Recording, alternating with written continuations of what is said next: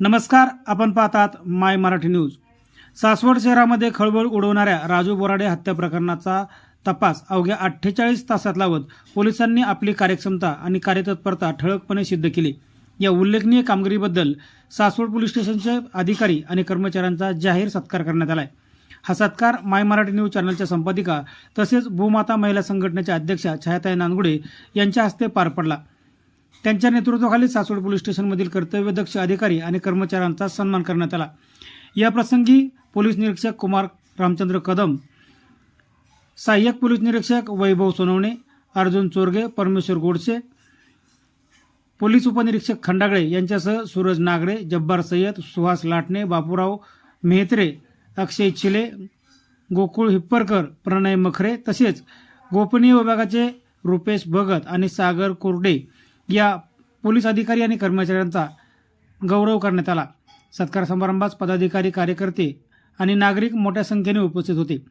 राजू बोराडे हत्या प्रकरणात पोलिसांनी केलेला जलद आणि अचूक आणि प्रभावी तपास हा नागरिकांच्या सुरक्षेसाठी पोलीस प्रशासन किती सजग आणि सतर्क आहे याचेच द्योतक असल्याचे मत उपस्थित मान्यवरांनी व्यक्त केले।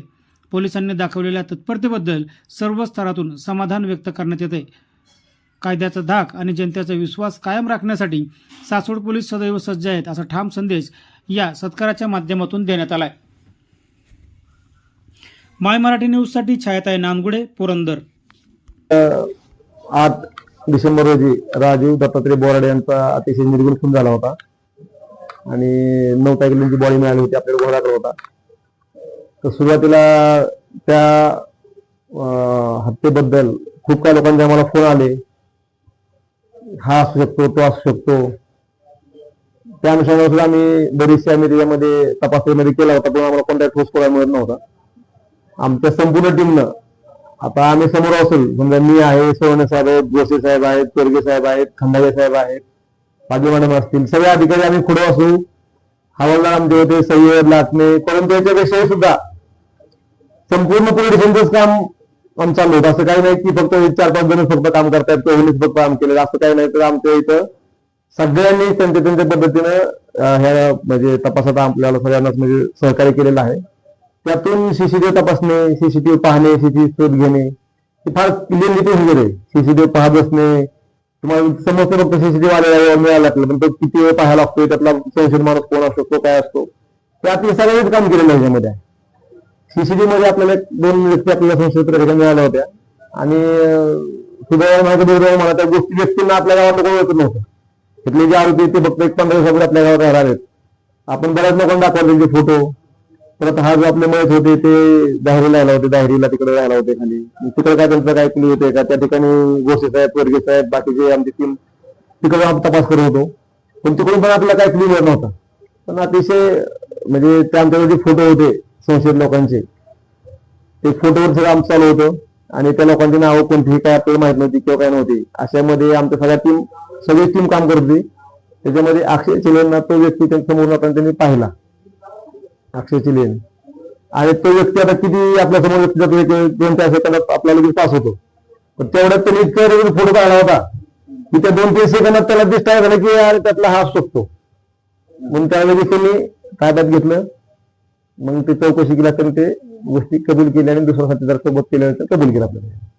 म्हणजे याच्यामध्ये ते आरोपी जर का अजून 4-5 दिवस आपण त्यांना शोधू शकलो नसतो, तर ते इथलं काम संपवून त्यांचं जे असेल काय, आता त्यांनी इतकं मोठं काम केलं होतं, तिथून ते निघून गेले। अजिबात नाही। जी घटना घडली नाही त्याला तेच होतं गोष्टी की कुठल्याही व्यक्तीला मारलं तर त्याला तसं कारण आपल्याला असतं की त्याचा काहीतरी भावकीतला वाद असतोय किंवा काहीतरी कुठलं तरी काही नाही काहीतरी कारण असते। पण ही जी हत्या झाली ह्याच्यामध्ये तर कुठलंच ठोस कारण नाही। दारू प्यायला बसले होते 2 जण आरोपी, हे हा तिथं गेला, थोडी दादागिरी त्याच्यावर केली, तर त्यांना राग आला, त्याला दारू पाजली आणि घेऊन त्याला त्याच ठिकाणी 50 फूट अंतरावरती केली। ह्याच्यामध्ये कोणतंही त्याच्या मागे कारण नाही किंवा काय नाही। आणि ह्या आरोपीनं 21 तारखेला 21 नोव्हेंबरला अशाच पद्धतीनं जामखेडला पण असं जे त्यांनी नरड्यावरती पाय ठेवून आपण म्हणतो ना, तसं त्यांनी तिकडे खून केलेला आहे।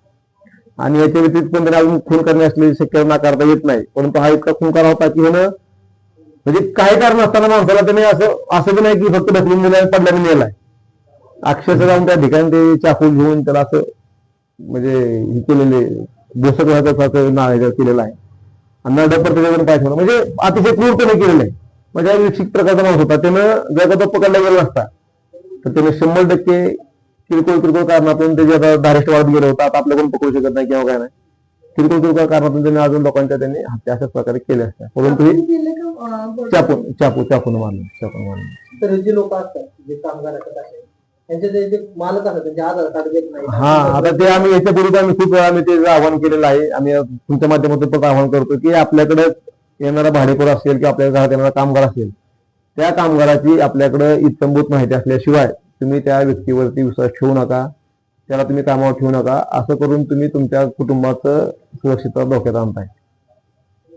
आपल्याकडे तुम्ही जातात लोक सहज शक्य त्या लेबर कट्या जातात लोक त्यांना लेबरला घेतात आणि ते जातात स्वस्तात मिळतात. त्याची आपण खात्री करत नाही किंवा काय नाही.